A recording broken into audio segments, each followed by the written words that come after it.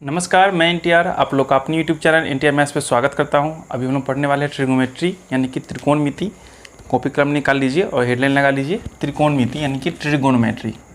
Trigonometry यानी कि त्रिकोणमिति। ठीक है, ये आपका रहा। अब त्रिकोणमिति होता क्या है, कैसे कैसे इसमें क्वेश्चन पूछेंगे, क्या क्या होता है, सबको बारीकी से समझेंगे। तो सबसे पहले ये समझ लीजिए कि ट्रिगोनोमेट्री मतलब दो चीज़ इसमें सम्मिलित है आपकी। ट्रिगोनो यानी कि तीन भुजाएं, तीन एंगल, और तीन एंगल किस में होता है, त्रिभुज में ही होता है। डैट मीन्स आपका एक ट्रायंगल इसमें शामिल है, TRIANGLE ट्रायंगल। ठीक है, ट्रायंगल। और एक आपका मेट्री यानी कि ज्योमेट्री शामिल है। ट्रायंगल का मतलब होता है त्रिभुज, और त्रिभुज में भी कौन सा त्रिभुज आपका, तो याद रखिएगा समकोण त्रिभुज के बारे में ही पढ़ना है मुझे। समकोण त्रिभुज यानी कि राइट एंगल ट्रायंगल होता है, राइट एंगल ट्रायंगल। ठीक है, और आप जानते हो ज्योमेट्री मतलब ज्यामिति, तो ज्यामिति में कौन सा, ये आपका ज्यामिति होता है इसका हिंदी। और ज्यामिति में आपको पढ़ना है क्वाड्रेंट के बारे में।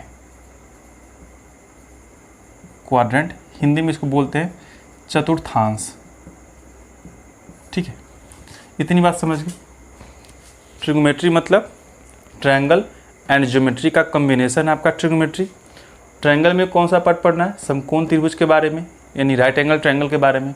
और ज्योमेट्री में कौन सा पार्ट पढ़ना है आपको, चतुर्थांश के बारे में। दोनों कंबाइंड होकर आता है। तो हमें अभी 10th लेवल में सिर्फ इतना ही पढ़ना है, सिर्फ राइट एंगल ट्रायंगल तक ही पढ़ना है। ये आपका 11th के बाद का चीज़ है, तीस हम लोग बाद में देखेंगे। हालांकि 9th में थोड़ा सा पढ़ना है कोऑर्डिनेट ज्योमेट्री, तो हम उसके बाद वहाँ पे कर लेंगे कोऑर्डिनेट ज्योमेट्री चैप्टर में। फिलहाल अभी हमें क्या करना है, राइट एंगल ट्रायंगल में चलना है। तो सबसे पहले क्या कर लो, आप एक राइट एंगल ट्रायंगल फॉर्म कर लो।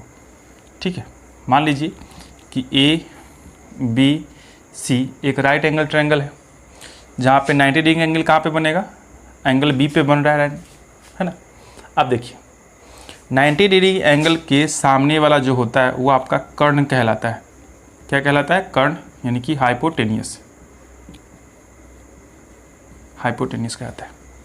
जबकि अगर एंगल यहाँ पे बन रहा हो, झुकाव यहाँ पे हो, तो इसके सामने वाला हमेशा क्या कहलाएगा, लंब कहलाएगा। ठीक है, लंब को बोलते हैं इंग्लिश में परपेंडिकुलर, परपेंडिकुलर। ठीक है, परपेंडिकुलर हो गया। और जो बाकी बच गया third side, it is called aadhaar. आधार बोले तो बेस। क्या हो गया बच्चों, बेस।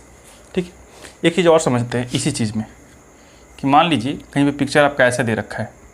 ठीक है, ऐसा नहीं, थोड़ा सा और टिल्ट कर देते हैं इस चीज़ को ताकि कन्फ्यूजन क्रिएट हो, ताकि समझाने में मज़ा आए। ऐसे समझ लेते हैं यहाँ पे। ऐसा पिक्चर अच्छा नहीं लग रहा है, थोड़ा सा और इसमें एडिटिंग करते हैं।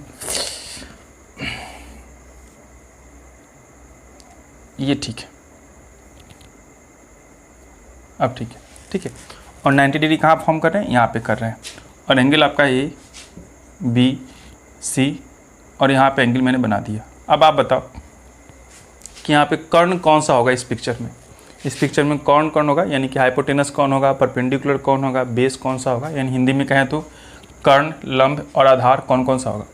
तो 90 डिग्री के सामने वाला जो साइड होता है वो ऑलवेज क्या होगा, कर्ण होगा, यानी कि आपका यही कर्ण होगा, हाइपोटेनियस। ठीक है, और एंगल के सामने वाला ये क्या हो जाएगा, आपका लंब हो जाएगा, यानी कि परपेंडिकुलर। और जो बच गया सो क्या हो जाएगा, आधार। आधार का मतलब बेस। बात समझ में आ गई होगी। तो त्रिकोणमिति में 10th लेवल तक हमें इसी ट्रायंगल के बारे में पढ़ना है। ठीक है, त्रिकोणमिति में क्या करना है, इसी ट्रायंगल के बारे में पढ़ना है। कि कई बार देखिए कि अगर जो साइड है ना, इन दो तीन जो साइड मिला है आपके पास, जो आपका एक है AC, BC एंड AB, इन्हीं तीनों साइड का रेशियो आपस में करने के बाद जो वैल्यू आता है उसी को हम लोग क्या बोलते हैं, ट्रिगोनोमेट्री रेशियो देखते हैं। ठीक है, तो इतना बात समझ गए हो कि बेसिक डिटेल। तो हम लोग आगे बढ़ें, इसे मैं मिटा दूँ, नोट्स करते चलिएगा। इसके बाद हम लोग आगे चलते हैं और वहाँ पे समझते हैं आगे बात।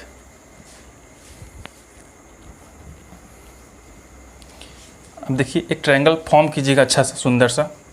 और उस ट्रायंगल के अंदर पढ़ते हैं सब चीज़ कि आखिर ट्रिग्नोमेट्री रेशियो है क्या। यहाँ तो दिख रहा होगा आप लोगों को, क्लियर है इतना? चलिए ठीक है। मान लीजिए कि let A B C is a right angle triangle where A C is a hypotenuse, यानी हिंदी में कहें तो कर्ण, शॉर्ट फॉर्म में मैं इसे एच लिख रहा हूँ। और यहाँ पर अगर आपका एंगल बन रहा है डेट मीन्स ये आपका हो जाएगा परपेंडिकुलर यानी कि लंब, और शॉर्ट में परपेंडिकुलर को मैं पी लिख रहा हूँ। जो बाकी बच गया वो आपका आधार, और शॉर्ट में बेस को मैं छोटा वाला बी लिख दे रहा हूँ। इतना क्लियर है बात? अब इसमें ट्रिग्नोमेट्री रेशियो जो होता है वो आपका 6 तरह का होता है, यानी there are 6 types of trigonometry ratio. तो देखते हैं कौन कौन सा है 6 टाइप का जो है। तो सबसे पहली जो है आपका, ठीक है, ये आपका होता है, मैं लिख दूँ यहाँ पे कि 6 त्रिकोणमितीय अनुपात होते हैं। इस बात को लिख लीजिएगा, त्रिकोणमितीय अनुपात कितने होते हैं? 6 त्रिकोणमितीय अनुपात होते हैं, ठीक है। लिख लीजिएगा यहाँ पे कि there are 6 trigonometric ratios. Clear इतना? होता कौन कौन सा है उसे भी आप नोट डाउन करते चलो। सबसे पहला साइन, सेकेंड इज कोसाइन। आप याद कर लो, ऐसे याद मत करो, ठीक है, ऐसे याद करता हूँ मैं। साइन हो गया आपका, उसके बाद आप लिख लो टेंजेंट, TANGENT, टेंजेंट, एंग, एक और लिख लेना यहाँ पे सिकेंट, ठीक है। ये 3 होता है, और ये तीनों का अगर लास्ट में को लगा दीजिएगा ना तो आपका बाकी 3 और आ जाएगा। Clear?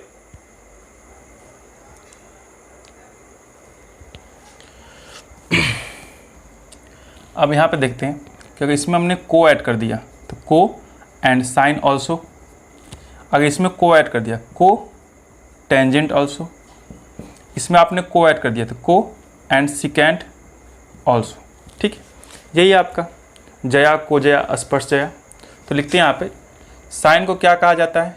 Jaya, not Jaya Bachchan, just like a Jaya. Cosine को क्या? को जया, जया तो को जया कर दोगे। टेंजेंट को बोला जाता है स्पर्श जया, ठीक है। इस तरह समझ गए, हिंदी का मतलब नहीं बनता उतना। टेंजेंट का मतलब भी होता है स्पर्श रेखा, यानी कि समझ सकते हो अगर कोई सर्कल है ऐसे, ठीक है, और कोई लाइनिंग ऐसे टच करते हुए चला गया तो जो लाइनिंग जाएगा नहीं है, ये लाइनिंग को क्या बोलते हैं हम लोग? बोलते हैं टेंजेंट है आपका, ठीक है। जबकि कोई सर्कल है और इसमें 2 जगह टच करके गया है, कितने जगह? 2 जगह टच करके गया है, तो दिस लाइन को कॉल इज सिकेंट लाइन। क्या बोलते हैं इसको? सिकेंट लाइन बोलते हैं। इसे हम बाद में पढ़ेंगे, जब सर्कल पढ़ेंगे तब पढ़ेंगे। अभी फिलहाल आप इतना समझते चलो। अब देखिएगा आगे, साइन को शॉर्ट फॉर्म में बोलते हैं हम लोग साइन, सिर्फ 3 लेटर लेना है स्टार्टिंग में, कितना? सिर्फ 3 लेटर। उसी प्रकार कॉस को क्या बोलेंगे? कॉस बोलेंगे, COS, IN, इसको ढक लो, कॉस आ गया। टेंजेंट को क्या बोलेंगे? सिर्फ टैन बोल दीजिए, सिर्फ 3 लेटर ही काफ़ी है ना, जैसे NTR 3 लेटर काफ़ी है, उसी तरह से क्या हो टेंजेंट का सिर्फ टैन। अब कॉट के लिए चलिए तो COT कॉट लगा दीजिए। इसमें बताइए सेकेंड के लिए क्या लिखिएगा आप लोग बताइए? सेक। इसमें क्या लिखिएगा? कॉस। लेकिन देखिएगा कॉस क्या हो जाएगा? रिपीट हो जाएगा, तो इस वाले में 2 लेटर और ले लिया गया है, यानी EC भी लगा लीजिए, कॉसेक हो जाएगा। तो ये 6 जो रेशियो आया वो कौन कौन सा आ गया? Sign, cos, tan, cot, sec, cosec, है ना। Sign, cos, tan, cot, sec, cosec. अब इन सभी में अगर एंगल जोड़ दिया जाए तो ही हम लोग का कहलाएगा sine theta, cos theta, tan theta, cot theta, sec theta and cosec theta. अगर एंगल की जगह पे अगर थीटा है तो थीटा थीटा, अगर बीटा रहेगा तो बीटा बीटा, है ना। अगर ए रहेगा तो साइन ए, और बी रहेगा तो बी बी। समझ गए? अब चलिए, तो जो साइन थीटा का जो रेशियो आता है वो कब आता है? जब हम लोग क्या करते हैं कि जो आपका AB वाला पार्ट है, यानी लंब में कर्ण से अगर आप डिवाइड लगाते हो तो उसका नाम क्या पड़ता है? Sine theta. यानी कहीं पे साइन थीटा का चर्चा हो रहा है, डैट मीन्स क्या कहने का मतलब है कि परपेंडिकुलर में हाइपोटेनस से क्या किया गया है? डिवाइड लगाया गया है। उसी को साइन थीटा बोल दिया गया है ना। तो लिख दीजिएगा यहाँ पे कि लंब बटे कर्ण को हम लोग क्या बोलते हैं, हम लोग बोलते हैं साइन थीटा। और इसी को शॉर्ट में लिखा जाए तो लंब को क्या डिनोट किया गया है, P, एंड कर्ण को H, तो P बटे H हो जाएगा साइन थीटा।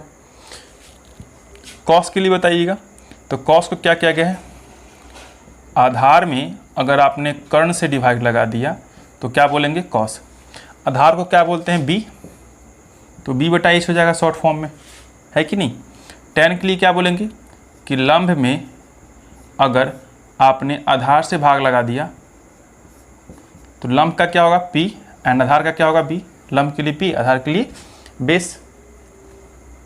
कॉट के लिए क्या कहा जाए, कॉट को क्या करेंगे कि यहाँ से क्या है, ये आपस में ये आपका पलटी मार देता है, यानी कि ये आपका रेसिप्रोकल होता है। ये दोनों आपस में रेसिप्रोकल हो गए, कॉस और सिकेंड आपस में हो जाएंगे, और साइन और कॉसिक जो होता है ये आपस में क्या होते हैं, रेसिप्रोकल होते हैं। ठीक है, रेसिप्रोकल कहने का मतलब कि जो साइन है लंब बटे कर्ण, तो आपका हो जाएगा कर्ण बटे लंब, ऐसा कहा गया है। तो कॉट के लिए बताइए, टेंजेंट के लिए अगर लंब बटा आधार है तो कॉट के लिए क्या हो जाएगा, पलट दीजिए, पलटी मारने में तो आप लोग आगे हो, तो आधार बटे क्या होता है, लंब हो जाएगा। डैट मीन्स ये B बटा P हो जाएगा। उसी प्रकार सेक के लिए बताइएगा, तो ये किसके उल्टा है, कॉस के है उल्टा, तो कॉस के लिए क्या है, आधार बटे कर्ण है, तो आप लिख लोगे कर्ण बटे आधार, है ना। और कर्ण बटे आधार का मतलब कि H बटा B कर लोगे। And last one is cosec, तो कॉसिक किसके उल्टा है, साइन के उल्टा है, डेट मीन्स लंब बटे कर्ण है, तो आप यहाँ पे क्या कर लोगे, कर्ण बटा लंब कर लो, है ना, कर्ण को क्या कर लो, लंब कर लो, तो H बटा P हो जाएगा। क्लियर है। अगर ये 6 वैल्यू आपको याद है तो समझो कि ट्रिग्नोमेट्री का फर्स्ट चैप्टर आपको याद हो गया। ठीक है, 10th के लेवल से सब चीज़ अपना याद हो जाएगा। एक बार फिर से रिवाइज कर लीजिए क्या क्या लिखवाया मैंने।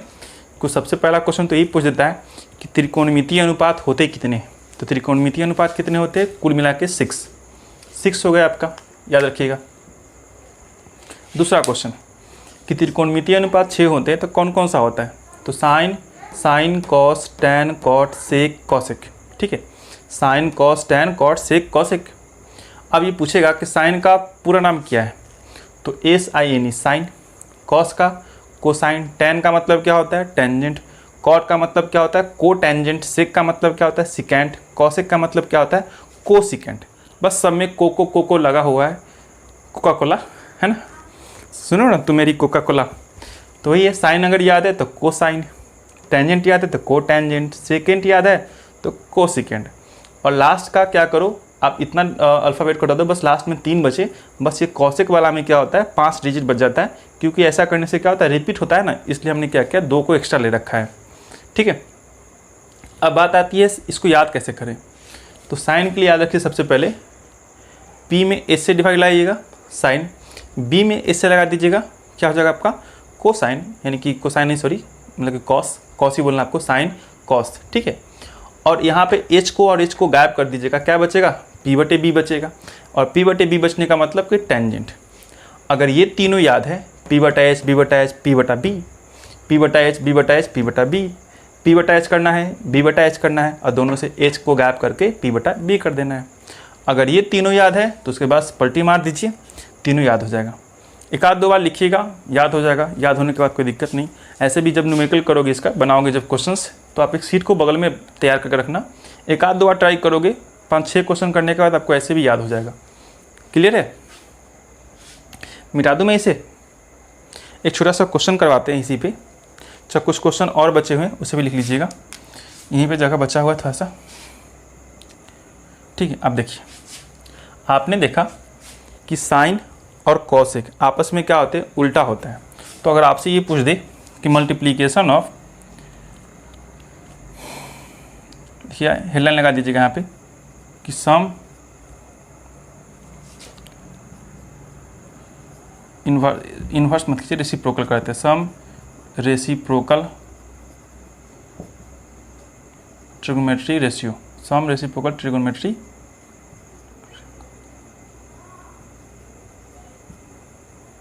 रेशियोज। ठीक है, कुछ जो है व्युत्क्रम करने पर कैसा कैसा आएगा देखते हैं यहाँ पे। कि अगर साइन में कॉसेक से लगाइएगा, कोसेकेंड से, है ना, कॉसेक, तो sine theta into cosec theta equal to what पूछ दिया तो क्या करोगे आप? तो साइन के लिए बताइए क्या है, पी बटे एच लाया है आपने, तो यहाँ लिख दीजिएगा पी बटे एच, गुना, गुना है तो गुना। कॉसेक के लिए बताइए क्या है आपका, यहाँ पे है ना कॉसेक थीटा के लिए क्या है, एच बटा पी है, आपस में पलटी मार रखा है, तो एच बटा पी, पी से पी कटेगा, एच से एच कटेगा, क्या आ गया, 1 आ गया, है ना। साइन थीटा बराबर क्या आ गया, sine theta into cosec theta equal to 1, आप इस बात को याद रख लोगे, ठीक है। या फिर ऐसे भी क्वेश्चन पूछ सकता है कि साइन थीटा बराबर 1 बटा कॉसेक थीटा, आप लिख लो, ठीक है।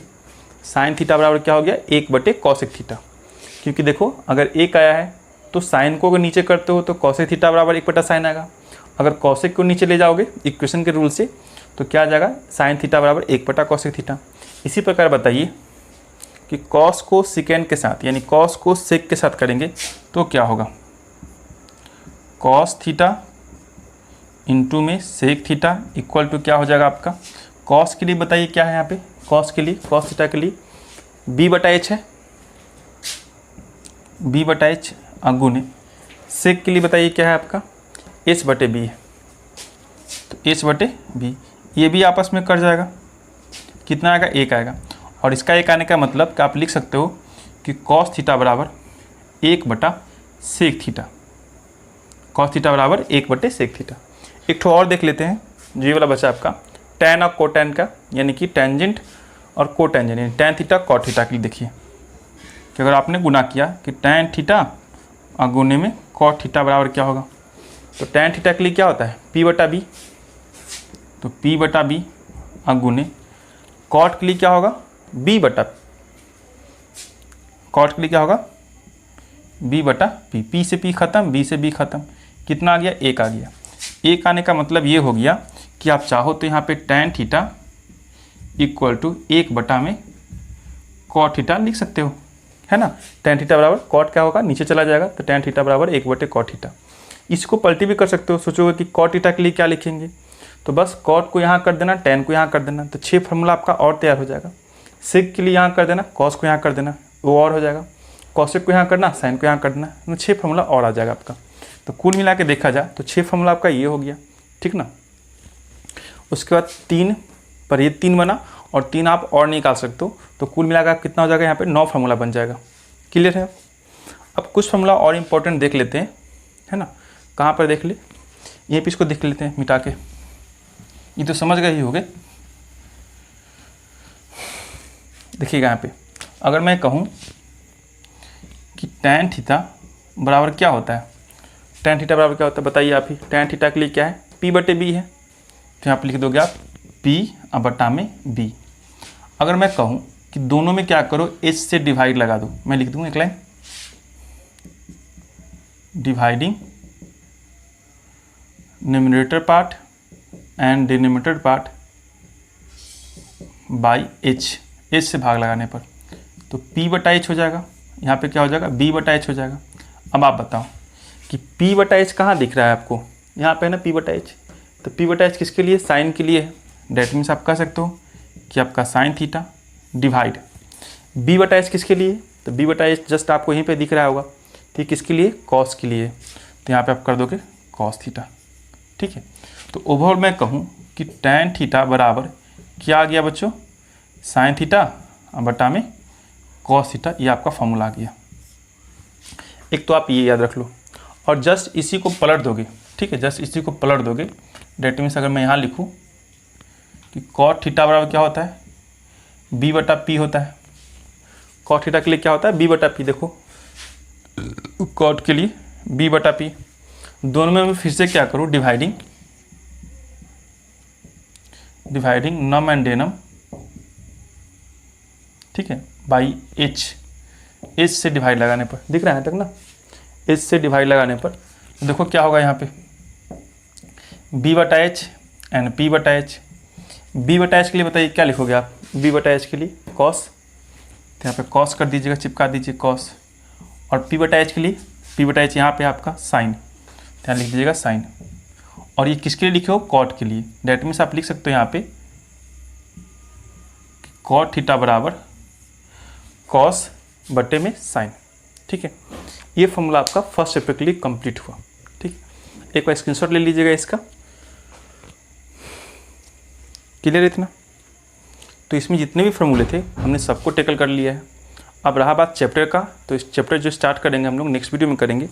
ठीक है, तो फिर मिलते हैं नेक्स्ट वीडियो में। कुछ और जैसे जैसे आपको फॉर्मूला का जरूरत पड़ेगा मैं उसको बनाते जाऊँगा, आपको डोनेट करते जाऊँगा, समझाते चलूँगा। तो टेंशन मत लीजिए, ट्रिग्नोमेट्री स्टार्ट हो चुका है तो कंप्लीट हो ही जाएगा। तब तक के लिए bye bye, take care, and video को शेयर जरूर कर लीजिएगा। Thank you.